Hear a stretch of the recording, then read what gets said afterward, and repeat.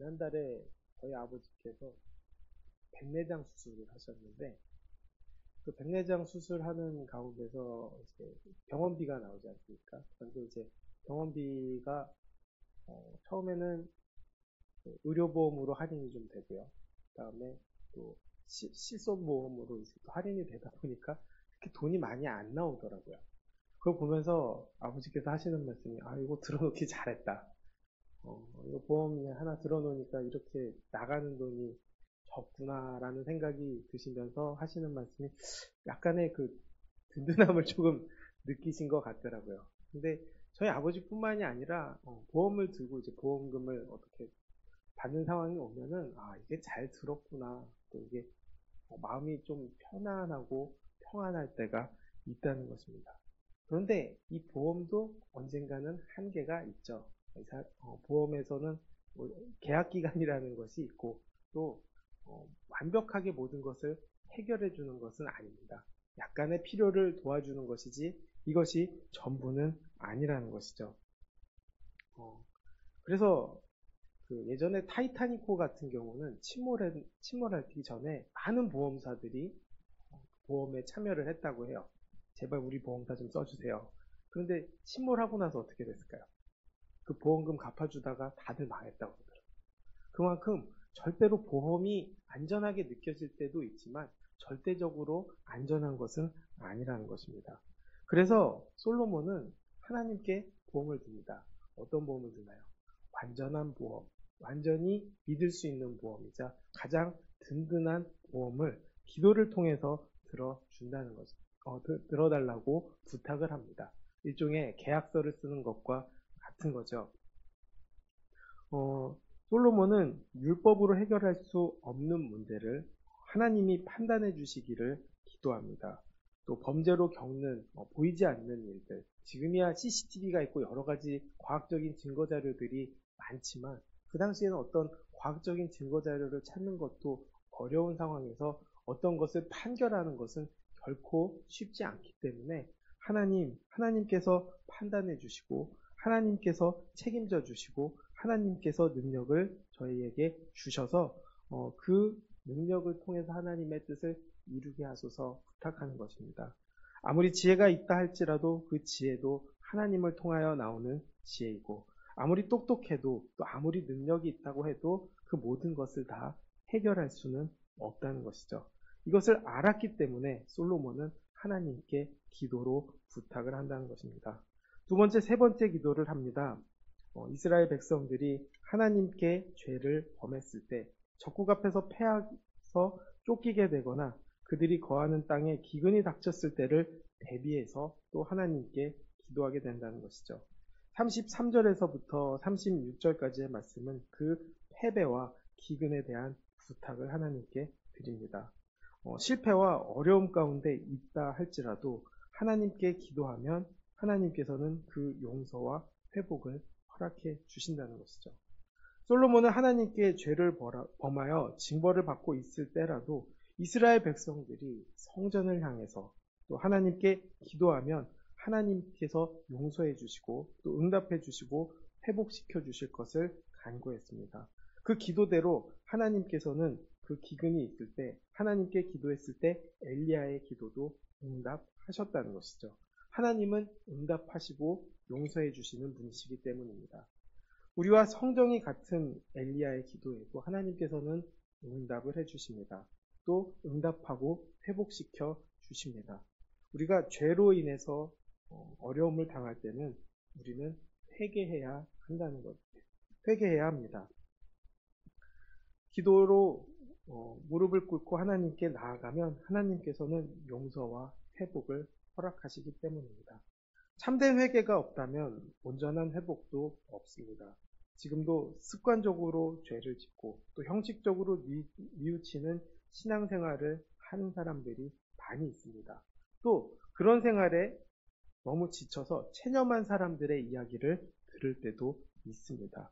이런 영적 무기력을 이길 힘도 주님 앞에 참된 회개 말고는 없습니다. 죄를 미워하며 또 하나님께 완전히 돌이키는 참된 회개를 할 때 용서받고 또 새로운 삶을 시작할 수 있게 됩니다. 물론 영육 간의 어려움이 모두 죄로 인한 것은 아닙니다. 그러나 지금 겪는 어려움이 온전히 회복시키시는 하나님을 경험하는 기회가 되도록 우리는 겸손하게 기도하고 나아가야 한다는 것입니다. 재앙과 질병이 있을 때도 마찬가지입니다. 그때도 하나님께 구해야 한다는 것입니다. 37절에 기근이나 전염병이나 곡식이 시들거나 깐부기가 나거나 메뚜기가 나거나 황충이 나거나 적국이 와서 성읍을 에워싸거나 무슨 재앙이나 질병이 있든지 막론하고 한 사람이나 혹 주의 백성 이스라엘이 각각 자기 마음의 재앙을 깨닫고 이 성전을 향하여 손을 펴고 무슨 기도나 간구를 하거든 주는 계신 곳 하늘에서 들으시고 사하시며 각 사람의 마음을 아시오니 모든 행위로 행하사 갚으시옵소서. 주만 홀로 사람의 마음을 다 아시나이다 라고 말합니다. 솔로몬은 이 자연적 재앙과 질병을 겪을 때도 이스라엘 백성이 회개하여 성전을 향해 기도하면 그 행위대로 갚아달라고 기도합니다. 긍휼과 회복을 베푸실 것을 기대하면서 기도하는 것입니다. 어려운 상황 속에 있다는 것은 어떻게 보면 또 어려운 환경에 있다는 것은 주님이 부르시는 때라고 우리가 생각해야 한다는 것이죠. 우리의 죄로 인해서 이런 일들이 일어나고 있다는 것입니다. 그러나 하나님께 돌이키면 하나님께서는 회복시켜 주십니다.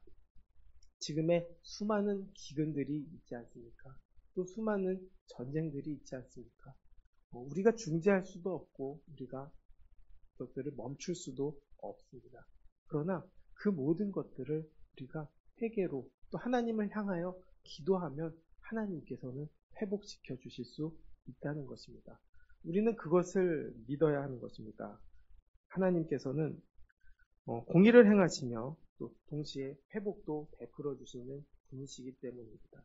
모든 어려움 속에서 모든 것들을 겪을 수 있지만 우리는 그 자리에서도 낙심하지 말고 하나님께 기도할 때 하나님은 긍휼과 회복을 경험하게 하십니다.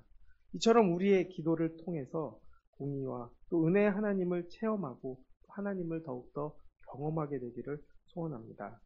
어려움이 있을 때 기도하지 않는 것은 교만입니다. 그렇기 때문에 철저한 회개와 간절한 기도로 회복을 이끄시는 하나님의 손길을 경험하는 것이 축복의 통로입니다.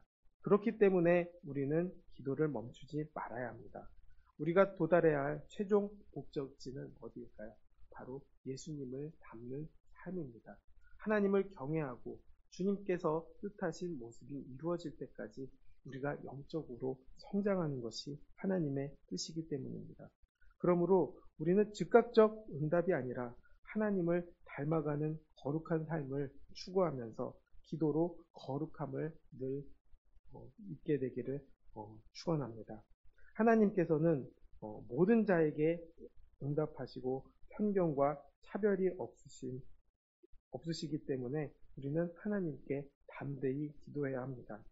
42절부터 43절의 말씀을 보면 그들이 주의 크신 이름과 주의 능한 손과 주의 펴신 팔의 소문을 듣고 와서 이 성전을 향하여 기도하거든 주는 계신 곳 하늘에서 들으시고 이방인이 주께 부르짖는 대로 이루사 땅의 만민이 주의 이름을 알고 주의 백성이 이스라엘처럼 경외하게 하시오며 내가 건축한 이 성전을 주의 이름으로 일컫는 줄을 알게 하옵소서라고 기도합니다. 이 솔로몬의 기도는 결국 하나님께서 우주적인 하나님이시라는 것을 고백하는 것이죠. 이 성전은 만민이 기도하는 집이고 또 이방인이라도 하나님의 성전을 향하여 기도하면 응답해 주신다는 것입니다. 우리가 이스라엘 사람들의 모습을 보면서 자기들만 하나님의 자녀들이고 또 자신들만 천국에 갈 수 있는 천국 백성이다라고 생각할 때가 많습니다. 신약 성경에 보면 이런 이야기들이 많지 않습니까? 그렇지만 솔로몬의 이야기를 들으면 그들의 생각이 정말 잘못됐구나라는 것을 알게 됩니다. 오직 하나님을 찾는 자, 그 누구라도 하나님께서는 그들의 기도를 들으시고 응답해 주십니다. 솔로몬은 그 기도를 기도가 예수님 안에서 성취됩니다. 예수님께서 우리의 참 성전이시기 때문에 예수님의 이름으로 기도하는 그 기도는 하나님께서 응답해 주신다는 것입니다. 하나님은 사람과 장소를 차별하지 않고 그 기도를 들어주십니다. 특별한 사람의 기도와 특별한 장소에서 하는 기도만 들으시는 분이 아닙니다.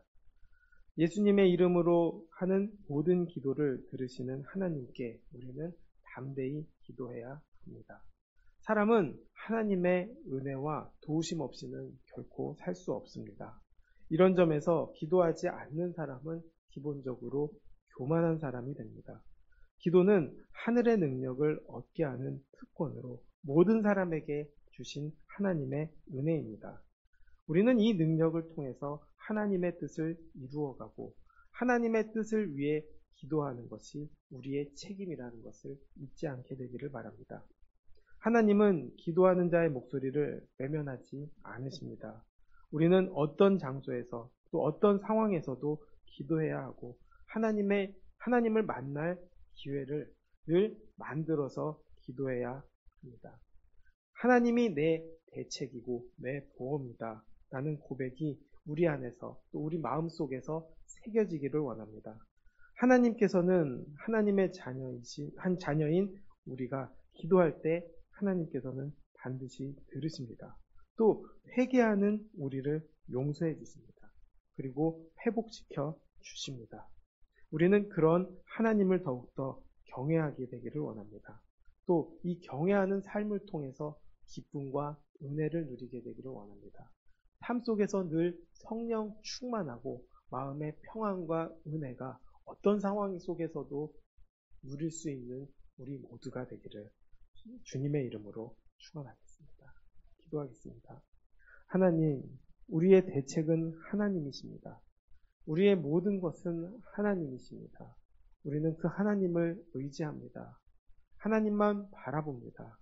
하나님, 그 상황 속에서 우리의 기도를 들어주시고 또 우리의 간구를 들어주시고 우리의 마음속에 어려움 속에 회복을 허락하여 주시옵소서. 우리의 죄를 사하여 주시옵시고 늘 주 안에서 정결한 마음으로 주님과 늘 동행하며 주님과 기쁨으로 달려나갈 수 있게 주님 함께하여 주시옵소서. 모든 영광 주님께 돌리며 예수님의 이름으로 기도드렸습니다. 아멘.